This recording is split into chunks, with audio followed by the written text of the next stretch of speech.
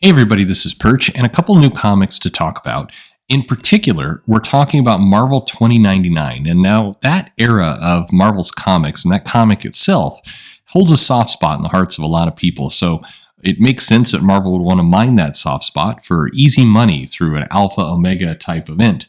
What is that event? Well, it's basically being called Exodus. And this is going to feature, or primarily is showcasing, Spider-Man 2099 and Ghost Rider 2099, although there are many others in the mix. So what's happening here is writer Steve Orlando will be leading the new series titled Spider-Man 2099 Exodus with a variety of artists, because if you're going to do a comic, then you might as well put a half dozen artists all in it all at once. That's just always the way you want to have it done. Anyway, why do they do it this way? Anyway, there will be an Alpha comic, which is coincidentally the 30-year anniversary of Marvel 2099, May 4th. And this will be Spider-Man 2099 Exodus Alpha #1, which will witness a celestial falling to Earth and creating an oasis amid the desolate wastelands of America, circa 2099. And even my dog is very excited about that, as you can hear. This will pit Miguel O'Hara, who was the original 2099, who's been spending time in current continuity, current timeline, to once again become Spider-Man and connect with other heroes, but also that we know and new ones. So we will see a Winter Soldier 2099 and a Loki 2099, as well as the X-Men will be refurbished, presumably to be insufferable members of Krakoa, with some new members. So this comic run is a little bit strange. May 4th, we're getting Spider-Man 2099 Exodus Alpha #1, followed by Spider-Man 2099 Exodus #1, then Spider-Man 2099 Exodus #2, and then Spider-Man 2099 Exodus Omega #1. It's basically, you got to hand it to Marvel. It's a 4-part miniseries, and they figured out how to get 3 #1 issues out of a 4-part series, which really, that takes some balls, Marvel. So that's what we're getting throughout the month of May. We're getting these comics. Now, they do mention there are 3 more issues or 3 other comics. They don't list out what those are, but based on kind of the characters shown in Alpha, I suspect we're getting a Ghost Rider 2099, probably an X-Men, and then maybe, I don't know, they're not going to do Punisher 2099, I'll put it that way. But anyway, we will see some other characters in this mix. But of the 4 announced titles, 3 #1 issues out of 4 announced titles, that is pretty insane. So the villains in this series are going to be new versions of the supervillain group, the Cabal, which was originally, you might remember, from Norman Osborn during Dark Reign. So that's success. So 2099 Ghost Goblin, I guess, and there's looks like a Valkyrie in here as well with some muddy arms. Anyway, we'll learn more about what all is coming in this series, but for now we get what looks like a gender swapped Winter Soldier, assuming this is Winter Soldier, and a Loki that appears to be the same old Loki, maybe a little fatter. He's got a backpack. He's got a Loki backpack. So that's fun. Who didn't want Loki with a backpack and like a sleeping bag rolled under there? That's the Loki we've all been looking for. Anyway, that's not the only Marvel comic. Now this one's a little bit more immediate. If you are a fan of Madrox, Multiple Man, but you are not a fan of whatever was going on in X-Corp, Jason Liu did a fanfic story of Madrox quite some time ago, and then that recently got noticed by Tom Brevoort multiple years later. He printed that comic strip in X-Corp #3. It was one of the best parts of that comic.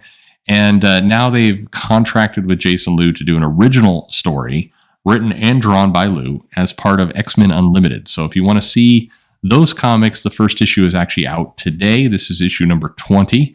So, he's not fighting X-Men Green or Nature Girl, but it is Madrox. It does feature Layla Miller, and it does have his son Davey, also Guido, Monet, and Angel. So many of the characters that we've seen from the original Madrox and X Factor series back when it was that. Some tie-ins, it looks like, to X-Corp, but just kind of barely. But if you want something that feels a little bit more like the Madrox of old, based on the characters and the dialogue and other things, it reminds you more of that. I know there's a number of Layla Miller fans out there that are probably missing that character. So if you're interested in that, Marvel Unlimited, there's a couple comics in here. We don't know how long this is going to go. Maybe it's printed somewhere, but God knows if I can't find it. But this is a Madrox story that is actually, it looks like it's. We don't know how many parts, but there will be more of it by Jason Liu, and kind of a cool story being found on Twitter, and getting noticed and being able to do a comic by Marvel. That's special. I think that's cool that something like that is able to be happening. Meanwhile, just very, very quickly, because a lot of people talk about this, Batman. Yeah, I know, Batman for DC. Go crazy. DC is actually putting a much bigger lift into promoting, are you ready for this? Comics with the new movie. So the new Batman trailer that is coming out, Matt Reeves' The Batman, in March, is going to promote more comics. So they're inside the trailer. They're actually showing some comics. In this instance, they're showing the Frank Miller Batman Year One, Batman The Long Halloween, and Batman Ego by Darwin Cook. So a number of different titles there are the ones that are promoted. Those are pretty solid books to promote. I think that makes a lot of sense. And these are stories that Matthew Reeves has influenced the film. And definitely, if you've seen the trailers, Batman Year One seems to be a big influence on the film. But they're also going to have these big cardboard display cutouts, which will feature comics, and those are going to the direct market. But basically trying to cross over the movie and the comics. But the cool part is that these DC comics are being added to the trailer. Now, they're being added to the trailer late as an ad, but still they're there, and I think that's some nice crossover. And definitely, I think for a trailer, it makes a lot of sense. You're getting excited and pumped up to see this movie, and then in the movie, it's like, hey, if you want to kind of get hints of what this movie may be like, here are 3 comics that the director personally thinks influenced the film. Why don't you go check those out while you're waiting for this movie to drop? That seems like intelligence, which is, I don't know. It's I don't know what to make of this. It feels strange and foreign, and it's uncomfortable to me. This new kind of feeling. And the last bit, and I'm just not going to go into it. If you are following at home, the Warren Ellis situation. People are already clicking away, but this will be nice and quick. So Warren Ellis relaunched his newsletter over the weekend. No, not on Substack, from Button Down.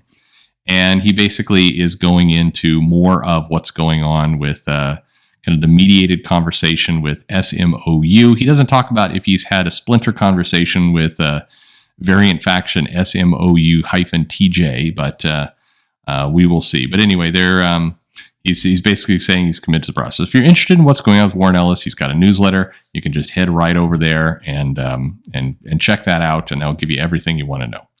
But that's comic news for today. Hope you all having a good start to the week, and thanks for listening.